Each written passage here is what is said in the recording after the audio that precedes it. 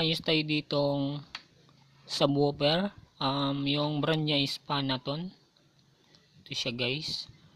Yung problema nito guys is wala siyang power. So i-testing natin siya. Power niya is dito sa taas. So yan siya guys, wala siyang power, wala siyang display. So yan siya guys. So ang gagawin natin dito is bubuksan natin, tapos i-check natin sa loob kung ano yung problema niya.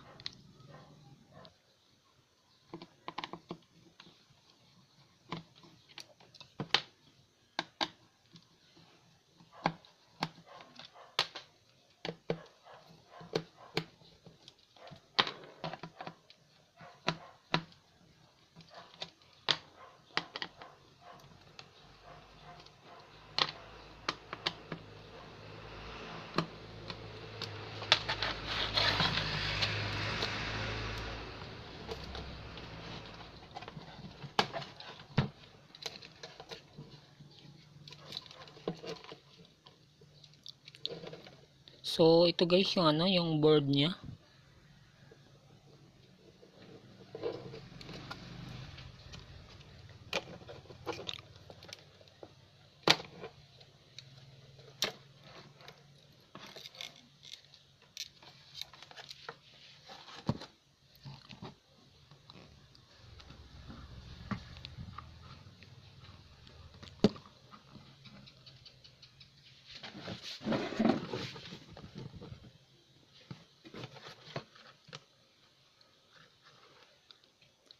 So wala naman akong nakikitang lumulobo na piyesa or sunog na piyesa. So ang gagawin natin ngayon is i-check muna natin yung cord niya or yung saksakan.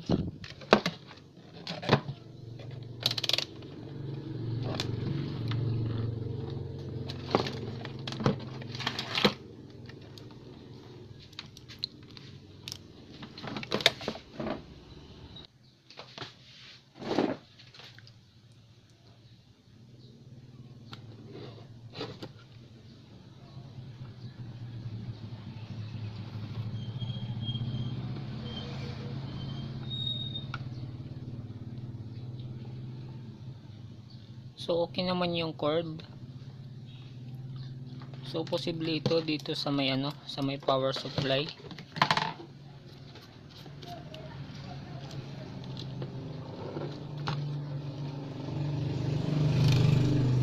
Check natin yung fuse niya kung open.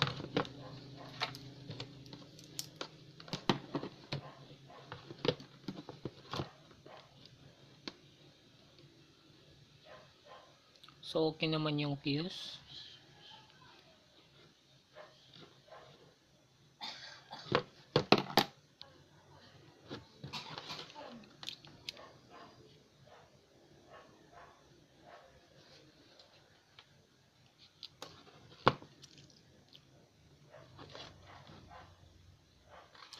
So check natin yung bridge type diode. Ito siya. 4 pins.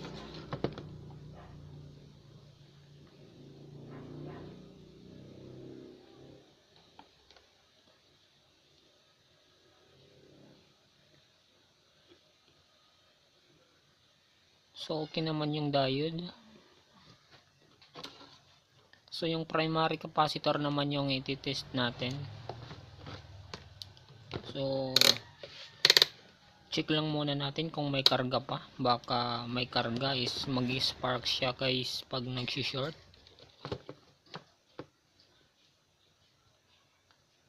So wala na siyang karga or kaunti na lang yung karga niya. So check natin. Rinse tayo sa times 10.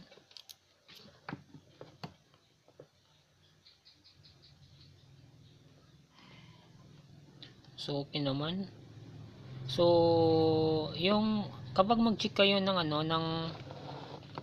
ng capacitor dito sa primary, pag chinik nyo yan, kapag pa kabilaan guys, ibig sabihin niya may shorted dito sa may part ng power supply. Pero pag walang shorted gaya nito, yung kabila pumapalo, pag kabila hindi. So ibig sabihin walang shorted na piyesa dito sa sa primary. Yung primary niya guys is dito banda. Ito siya. So yung regulator niya is ito, 8 pins.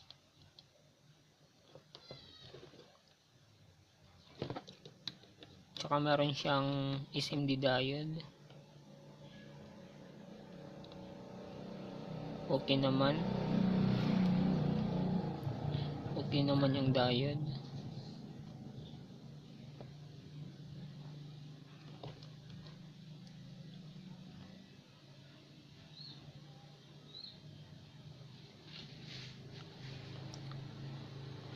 $200K.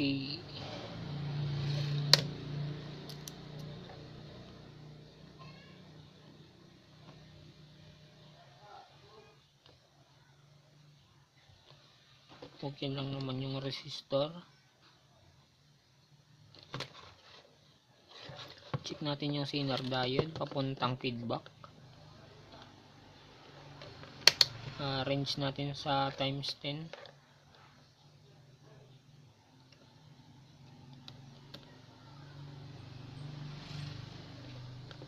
So okay naman siya. Next naman natin na itetest is yung chopper, kung merong continuity yung mga pins.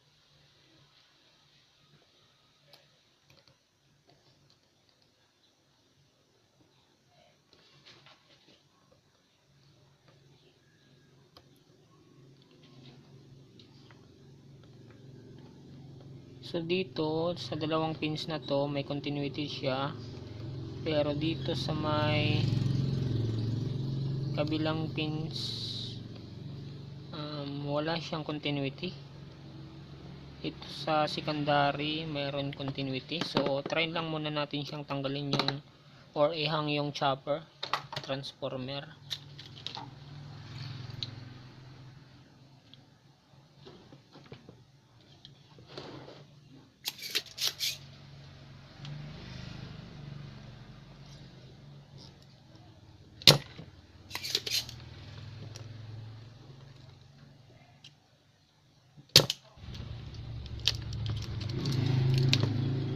Siya guys, natanggal na natin. So kung mapapansin natin meron siyang rugby. Sorry, nagbi siya guys. So ito siya guys, kung mapapansin natin yung mga wire ng ng pa dito is siya, kinakalawang. So yan, so titester muna natin para makita natin yung gagamitin na lang natin na pang test is yung buzzer continuity tester with buzzer. So yung may continuity dito siya guys. Ito merong contact, ito wala na siyang contact.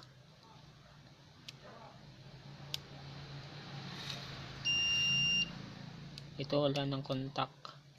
Ito sa kabila meron, ito wala. Hello guys, so dahil sa wala tayong nahanap na chopper transformer, or hindi natin na repair itong chopper transformer na to, so yung gagawin natin guys is hahanap na lang ako ng ibang transformer, or gagawa na lang ako ng ng magiging power supply nitong itong pinaka subwoofer. So yun, so ito kasi yung open winding niya is ito banda, Kaso yung winding niya guys is nandoon sa ilalim, so mahirap siyang tanggalin itong winding na naka ano dito sa ibabaw. So ang gagawin ko na lang is hanap na lang ako ng transformer na gagamitin. So ito guys, meron ako ditong nahanap na transformer. So yung output voltage nito is 18 volts AC yung ano output dito. Dito naman yung pinaka input niya is 220 volts. So dito ang gagawin ko, hindi ko hindi ko na siya paggaganahin itong power supply kasi walang chopper transformer na maipapalit dito. So ang gagawin ko na lang is yung gagawin ko na lang power supply yung gagamitin ko ito. So yun. So ito yung cord niya na naka connect dito, tinanggal ko na siya. So dito ko na siya ikakabit sa sa transformer. Dito ko siya ikakabit. Tapos ito namang output na dalawa dito, yung voltage dito is 18 volts AC kasi wala pa namang diode na nakakonect. So dito ko siya i-connect sa dito sa dalawang terminal na to. Tapos meron na siya ditong magpi-filter na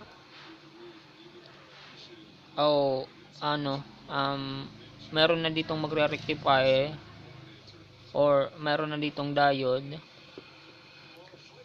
Guys, meron na ditong diode na magre-rectify papunta dito sa secondary para mag-function yung subwoofer. So ito na guys ang gagawin natin or gagamitin natin na transformer kasi hindi na magpa-function itong power supply kasi wala nang chopper. So ang ginawa ko dito is inihang ko na lang yung feedback para walang hindi na siya ma-connect sa dito sa secondary. So tinanggal ko na siya yung pagkakasolda niya dito or pagkakahinang kasi itong output dito is dito ko na siya ilalagay. So yan.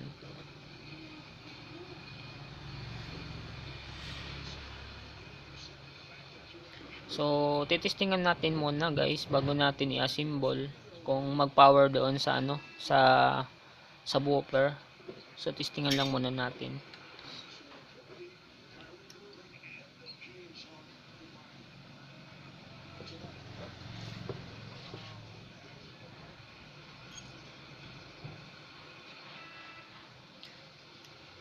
So ngayon wala pa siyang fuse na inilagay dito. So direct pa lamang siya kasi titestingan pa lang siya guys. So pag mamaya pag inassemble ko na siya, doon ko na siya lalagyan ng fuse. So ito namang output terminal na 18 volts is ikakabit ko siya dito sa dalawang terminal na to.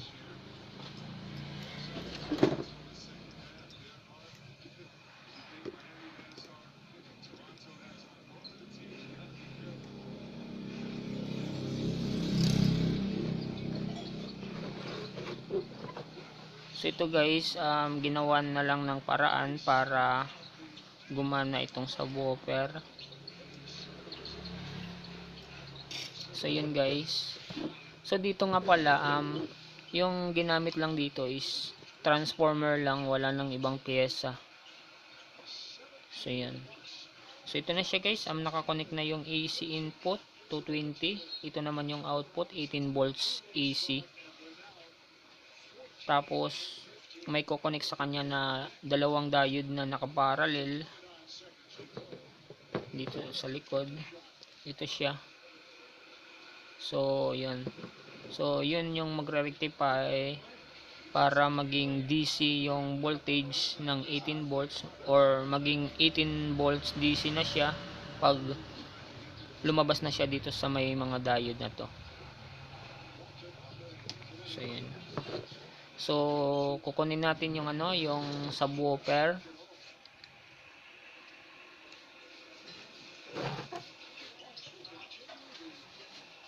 Ito na siya guys. I-connect natin yung ano, yung pinaka mainboard niya.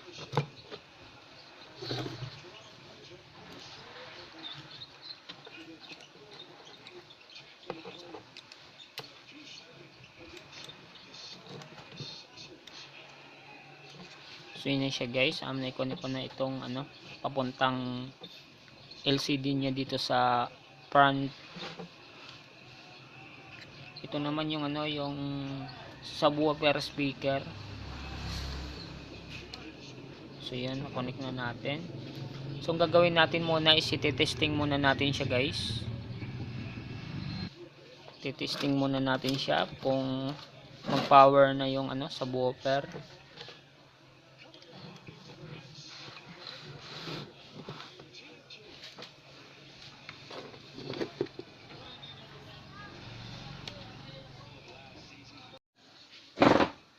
So sasaksak ko na siya guys.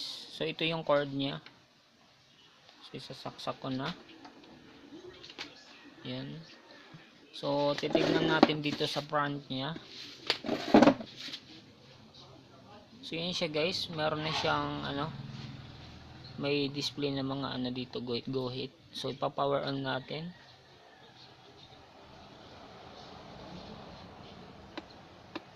So yun siya guys. Naka-auxiliary siya.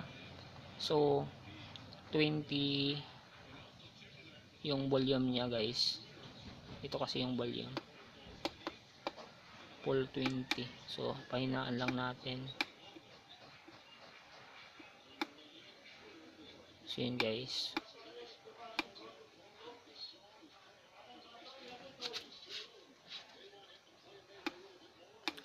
So balik natin sa 20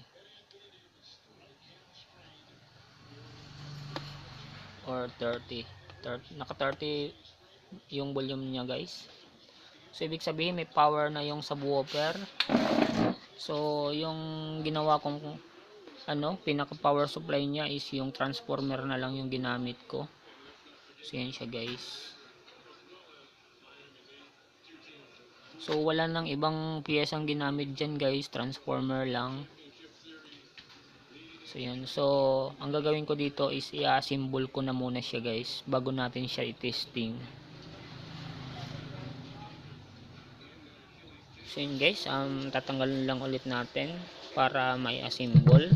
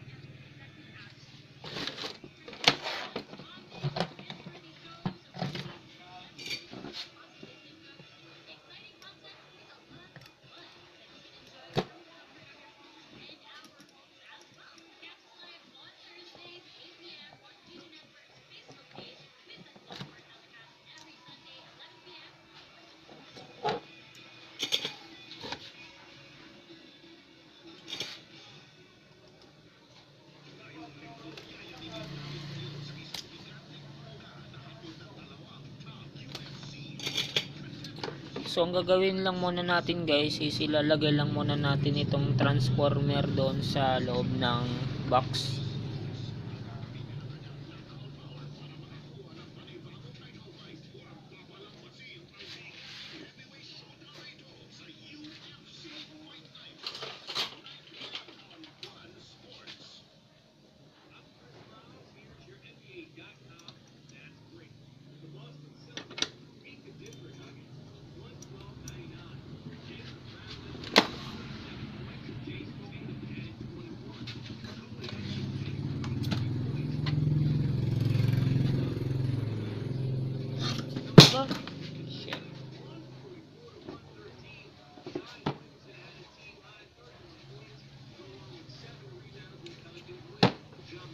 So hahanap tayo ng area na lalagay na mailalagay yung ano, yung transformer.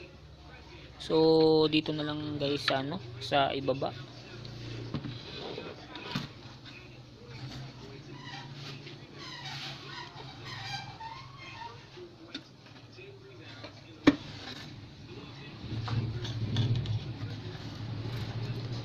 So ang gagawin natin guys is lalagyan lang muna natin siya ng wire para